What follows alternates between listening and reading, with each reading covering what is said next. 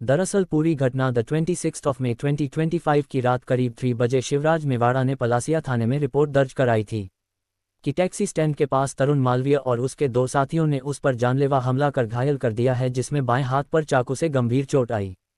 Police ने शिवराज की शिकायत पर तरुण मालवीय और दो अज्ञात साथियों के खिलाफ मामला दर्ज कर लिया था। हो रहा खाने में तुम बताओ। चलिए, एक और घटना संज्ञान में आई हुई थी 26 तारीख की दरमियानी रात लगभग 3:30 बजे। एक फरियादी शिवराज मेवाड़ा थाना पहुंचा हुआ था। उसके द्वारा बताया गया कि वो अपनी बुआ के लड़के के घर पे पढ़ाई कर रहा था रात में, और वहां से लौट रहा था। रास्ते में एक तरुण नाम का व्यक्ति जो पूर्व से इसका परिचित है वो मिला। उसके दो साथीदार मिले, उनके द्वारा उसके साथ में बदतमीजी की गई, गाली गलौज किया गया और किसी धारदार हथियार से उस पर चोट पहुंचाई गई। चूंकि चोट गहरी थी, उस पर से प्राथमिकी हत्या के प्रयास की दर्ज की गई और प्रकरण को विवेचना में लिया गया। लेकिन जैसे ही थोड़ा सा उससे पूछताछ की गई, उसके साथीदारान एक मिस्टर नरेंद्र जो उसके साथ में था, उससे पूछताछ की गई। दोनों की बातों में कुछ कंट्रोवर्सी थी। कंट्रोवर्सी के बाद फिर पुनः सख्ती से पूछताछ की गई तो पता लगा कि जो तरुण मालवी नाम का व्यक्ति है ये भी शाजापुर का रहने वाला है, और वहां पे 27 अप्रैल को दोनों के बीच में विवाद हुआ था।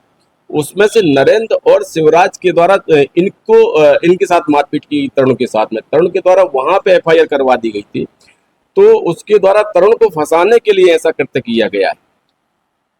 तो वो जब ये तथ्य सामने आया तो पूछताछ में और पूछा गया कि आखिर उसके द्वारा ये चोट कैसे पहुंचाई गई है। तो उसका भी एक बड़ा रहस्य निकला। देर रात में ये अपने किसी फ्रेंड्स की से बात कर रहा था, उससे कुछ तू मैं हो गई, तो उसको डराने के लिए और खुद को चोटिल किया गया इसके द्वारा। यहाँ तक कि हमने जब इसके मोबाइल को सर्च किया तो उसके व्हाट्सएप पे वो फोटो भी मिली जो इसके द्वारा सेंड की गई उस टाइम तक।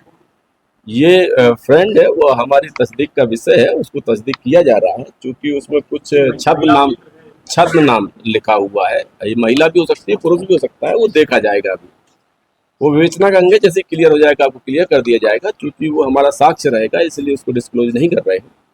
फिर देखने में ये आया कि उसके द्वारा जिस चीज से चोट पहुंचाई गई थी, घटनास्थल का निरीक्षण किया गया, वहां पर बहुत सारे साक्ष्य मिल गए और अंततः शिवराज के द्वारा इस चीज को स्वीकार कर लिया गया कि उसके द्वारा ऐसे आकर के। फिर हॉस्पिटल से भी तस्दीक की गई। सबसे पहले सीएचएल पहुंचे थे। सीएचएल के डॉक्टर के द्वारा बताया कि इसकी एमएलसी सूचना भेजनी पड़ेगी और इसमें इतना खर्च आएगा। तो फिर इसके बाद ये सीधे थाना आ गए ताकि ये एमआईएच में अपना इलाज करवाएं और इनका दो पंथ हो जाए कि तो खर्च भी नहीं लगेगा और दूसरा जो इनका दुश्मन है वो भी इसी वारदात का शिकार हो जाएगा। तो ऐसी एक घटना आई थी जिसका बड़े तहकीकात करके बड़े ही बारीकी से इस तथ्य का खुलासा किया गया है और जो निरपराधी लोग थे उनको इस बड़े भारी अपराध से बचाया गया है। तो ये एसीपी संयुक्तागंज इनकी टीम के द्वारा बड़ा अच्छा काम किया गया है ताकि निरपराधी लोग नहीं फंसे, क्योंकि बहुत ही गंभीर मामले पर प्राथमिकी दर्ज की गई थी। वो चाहे दोनों आरोपी गिरफ्तार कर लिए गए हैं, पुलिस अवरक्षा में है। सारे साक्ष्य जितने भी डिजिटल साक्ष्य हैं, जितने भी अन्य साक्ष्य, सभी संकलित किए जा रहे हैं। इसमें बेसिकली शुरुआती दौर में इसकी मंशा ऐसी प्रतीत नहीं हुई है, लेकिन धीरे धीरे जब इसकी चोट गहरी थी, जब डॉक्टर ने कहा कि इसमें 25-27 हज़ार रुपये खर्च आएगा, गहरी चोट है, इसमें टाँके लगेंगे और इसकी पुलिस को सूचना दी जाएगी, तब इसको लगा कि गहरी चोट भी है, पैसा भी खर्च हो रहा है और फ्रेंड से भी विवाद हो गया और एक दुश्मन टारगेट पे था ही।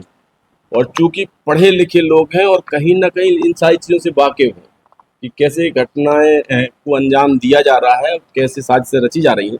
चूंकि प्रेस्टीज कॉलेज से दोनों एमबीए कर रहे हैं, तो इनके द्वारा फिर वहीं पे रचना रची गई और रचना रच करके और गुमराह करते हुए पुलिस पे एफआईआर दर्ज करवाई गई। तरुण मालवीय भी यहीं पे पड़ता है, लेकिन उस दिनांक को जो 26 तारीख की दरमियानी रात जब घटना बता रहा तब वो शाजापुर में ही है। तो इससे और क्लियर हो गया तत्काल में जब लोकेशंस उठाई गई और बातचीत किया गया तो पता लगा कि जिस पर आरोप कारित करने की बात की जा रही है वो तो घटनास्थल पर ही मौजूद नहीं। तो ऐसी सारी चीजें और बड़ी जल्दी स्पष्ट कर दिया गया, अन्यथा इनके द्वारा कुछ ना कुछ साक्ष्य भी गढ़े जा सकते थे और कहीं ना कहीं सिद्ध करने की कोशिश भी की जा सकती थी।